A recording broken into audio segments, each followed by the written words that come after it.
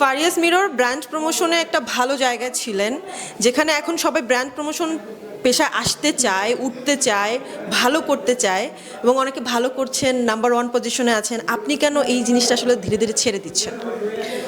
Brand promotion ছেড়ে দেওয়ার পেছনে মেইন রিজন ছিল যেহেতু আমি বিজনেস করবো, এটা হচ্ছে নাম্বার ওয়ান, যে আমি বিজনেস করবো। অ্যান্ড নাম্বার টু হচ্ছে যে আমি চাই না আমার কাস্টমার আরেকজনের কাছে চলে যাক। সেম লাইক আমি ওয়্যান নিয়ে কাজ করি, সো আমি চাইবো না যে তোমার কাছে আমার কাস্টমার চলে যাক। সো আমি না যখন যে কাজটা করি খুব প্রপারলি কাজ করি। হ্যাঁ, এটা হয়তো যদি আমি এই কাজ করতাম বা তোমারটাও করতাম, সেক্ষেত্রে কী হতো জানো, তোমার কাছ থেকে কেউ প্রোডাক্ট কিন্তু কিনতো না, কিন্তু আমার কাছ থেকে, তাহলে জিনিসটা আমার হালাল করে খাওয়া হতো না। মানে আমি না হালাল হারাম জিনিসটা না, মানে এটা আসলে আমার বাবা মার কাছ থেকে মানে ওইভাবে আসলে পেয়ে বড় হয়েছি। কারণ আমি জানি যে আমার যারা ফলোয়ার তারা দেখবে আচ্ছা ফারিয়া কি বিক্রি করতেছে বা সেল করতেছে, রাইট, কিন্তু তোমার কাছ থেকে আমি এতগুলো টাকা নিচ্ছি, সো তোমারটাও আমি প্রমোট করে দিলাম, কিন্তু তোমার কাছে লোকজন যাবে না। সো এটাই হচ্ছে মেইন।